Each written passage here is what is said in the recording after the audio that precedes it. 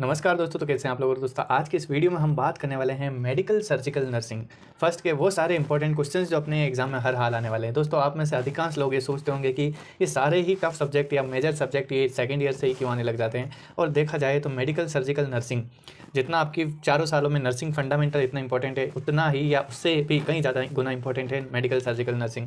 चाहे आगे बात करें या फिर सेकंड ईयर में बात करें, इस सब्जेक्ट का दायरा बहुत बड़ा तो है ही, साथ ही बहुत इंपॉर्टेंट सब्जेक्ट भी माना जाता है। लेकिन गाइस, अगर आपको इस सब्जेक्ट्स में लिखने की ट्रिक्स और टेक्निक्स पता है कि आपको किस प्रकार से नर्सिंग मैनेजमेंट लिखना होता है, नर्सिंग केयर प्लान कैसे बनता है, मेडिकल मैनेजमेंट क्या है, इसमें डिजीज़ को लिखने का पैटर्न क्या है, अगर आप इन सब चीज़ों से अवेयर हो तो घबराइए मत। ये सब्जेक्ट्स आपको नंबर भी खूब सारे दिलाएगा। तो चलिए अपन बात करते हैं इस सब्जेक्ट की, और इस सब्जेक्ट को कैसे हमें समझना है, कैसे पढ़ना है, कैसे लिखना है, और कौन से इंपॉर्टेंट क्वेश्चन है जो आपके इस एग्जाम में आने वाले हैं, वो सारे मैं इस वीडियो में बताने जा रहा हूँ। तो आप इसे गौर से देखिए और अपने साथियों के साथ शेयर कीजिए।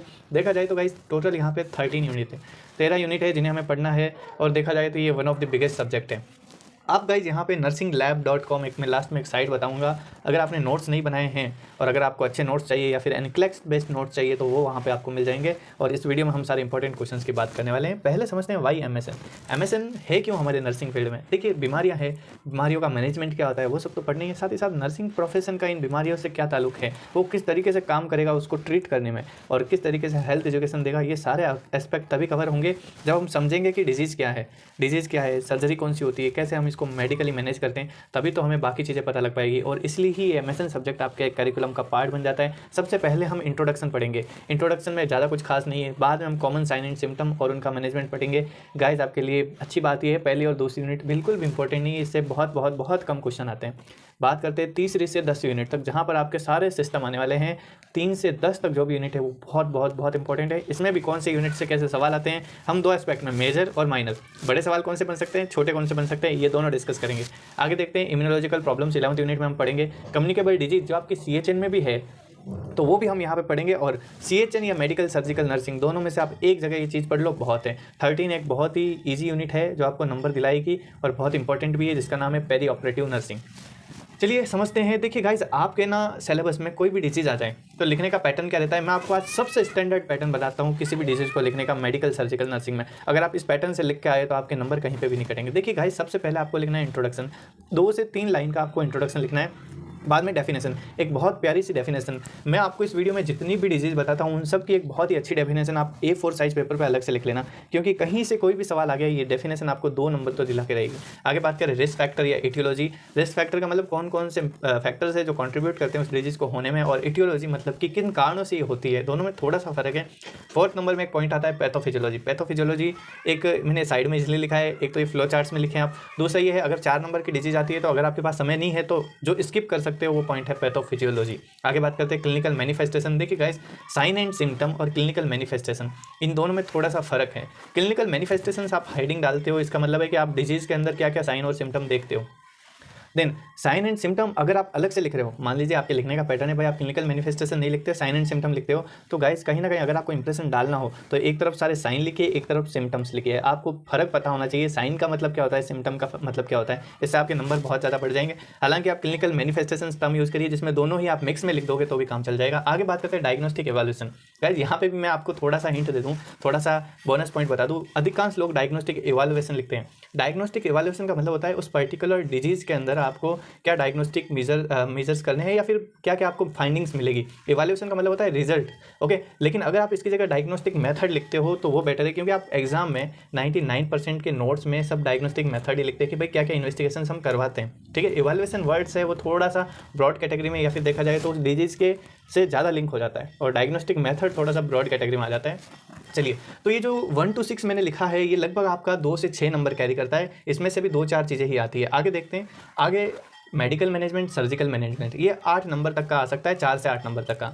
आगे बात करें नर्सिंग मैनेजमेंट, ये पर्टिकुलर 8 नंबर का आता है। नर्सिंग केयर प्लान भी 8 नंबर का आ सकता है। गाइस, मैं कोशिश करूंगा नर्सिंग मैनेजमेंट क्या होता है, नर्सिंग केयर प्लान क्या होता है, नर्सिंग रेस्पॉन्सिबिलिटी क्या होती है और केयर क्या होती है, नर्सिंग या फिर रोल ऑफ नर्स क्या होते हैं, इन सब में क्या फ़र्क है, किस प्रकार से इनको लिखा जाता है और कॉमन इनके क्या क्या हम लिख सकते हैं, मैं कोशिश करूंगा कि आपके लिए ये वीडियो बना सकूं।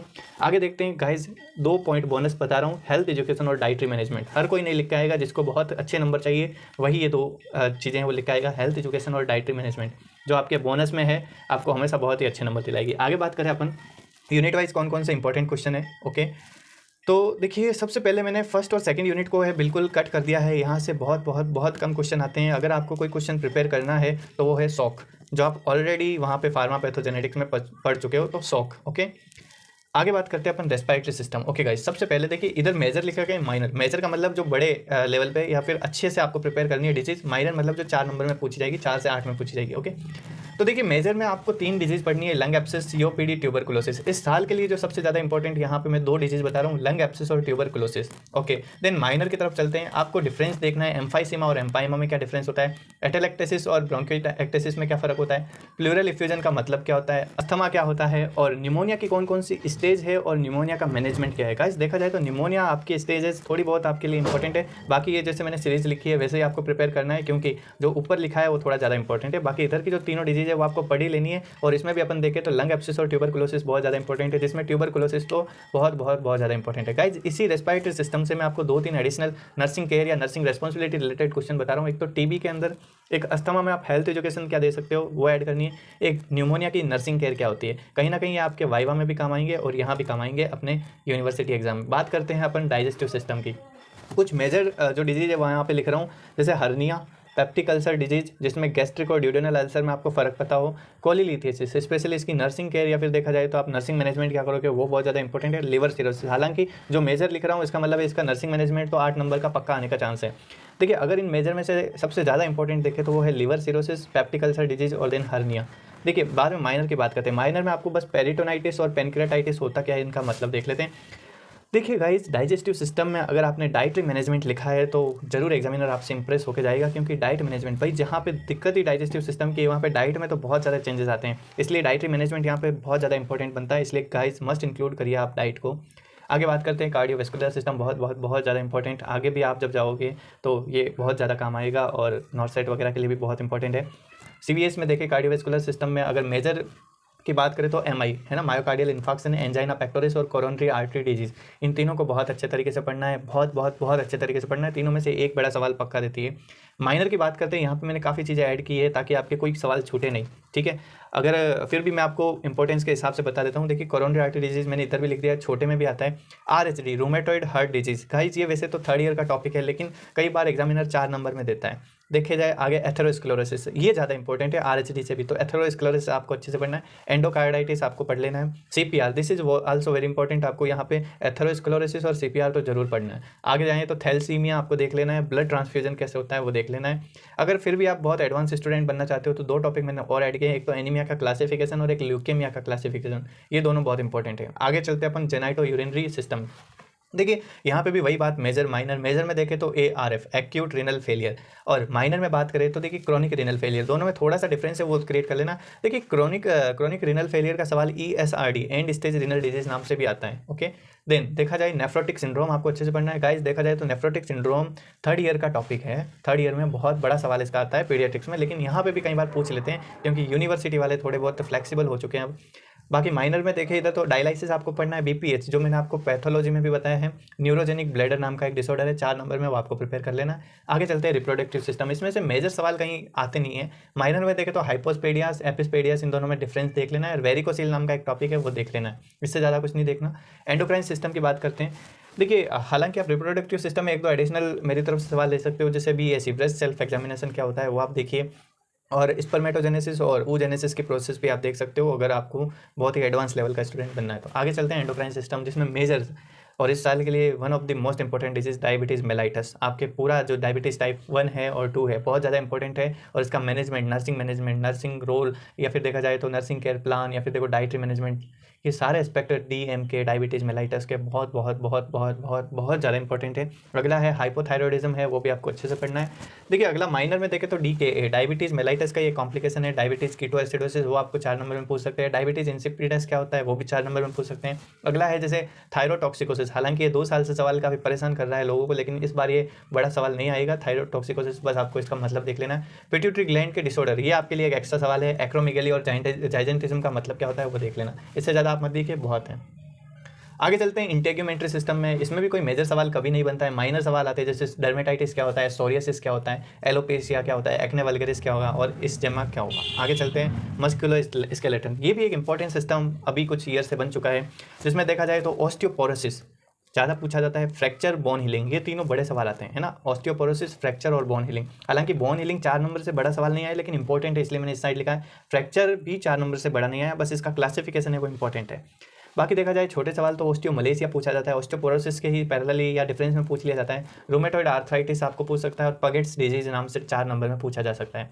पगेट्स डिजीज थोड़ी बहुत इंपॉर्टेंट है, आप अच्छे से पढ़ लीजिएगा। इम्यून सिस्टम की बात करते हैं गाइस, यहाँ पे एक सवाल बता रहा हूँ, रिव्यू ऑफ इम्यून सिस्टम, या फिर देखा जाए तो अपनी बॉडी में कितने टाइप की इम्यूनिटी होती है ना, ह्यूमरल इम्यूनिटी, सेलुलर इम्यूनिटी, या फिर देखा जाए तो पूरा जो इम्यूनिटी का हमने चैप्टर पढ़ा है पहले की फर्स्ट ईयर में, वो बहुत इंपॉर्टेंट है। रीजन ये है कि यहाँ पे रिव्यू दे रखा है, इसलिए ये सवाल कई बार एग्जामिनर उठा के दे देता है क्योंकि इंपॉर्टेंट है। देखा जाए आगे एड्स या HIV, ये सवाल 4 नंबर का पूछ सकते हैं। इसमें रोल ऑफ नर्स क्या होते हैं वो ज़्यादा इंपॉर्टेंट है, और एनाफाइलैक्सिस रिएक्शन आप एक्स्ट्रा में पढ़ सकते हो कि भाई एनाफाइलैक्टिक रिएक्शन क्या होती है। आगे देखो यहाँ पे एक सवाल है जो यूनिवर्सली इंपॉर्टेंट है, देखा जाए तो हर सब्जेक्ट में इंपॉर्टेंट है, उसका नाम है फ्लूइड और इलेक्ट्रोलाइट इम्बैलेंस या बैलेंस।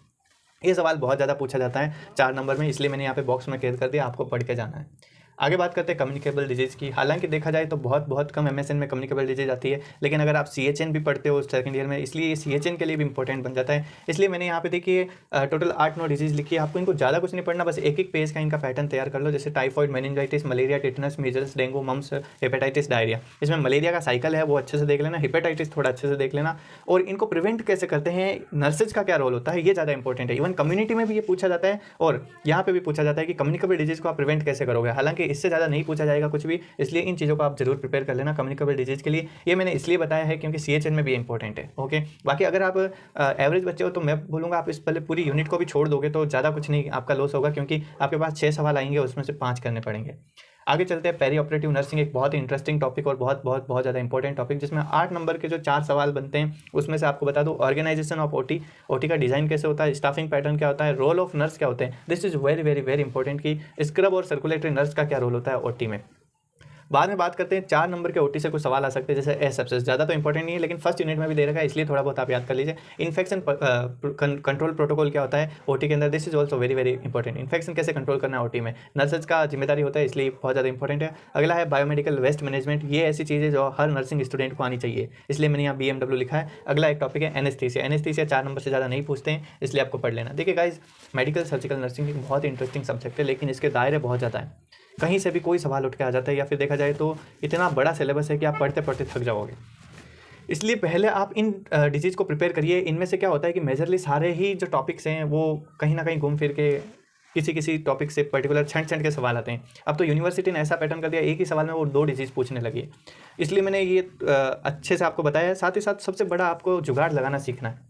मेडिकल सर्जिकल नर्सिंग में कहीं से भी सवाल आ जाए, आपको जुगाड़ कैसे लगाना है, इसके तरीके अगर आपको चाहिए तो आप कमेंट्स कीजिए यहाँ पे कि भाई आपको मेडिकल सर्जिकल नर्सिंग से रिलेटेड टिप्स के, ट्रिक्स के और वीडियो चाहिए, है ना, ताकि मैं इससे प्रमोट होकर के आपके लिए वीडियो बना सकूँ, ताकि मुझे लगे कि आपको रिक्वायरमेंट है। बाकी आप अपने टेलीग्राम चैनल को फॉलो करो, और वहाँ पे सारी PDFs है वो आपको मिल जाएगी, नोट्स है वो आपको वहाँ पे अवेलेबल हो जाते हैं। Thank you so much for watching this video.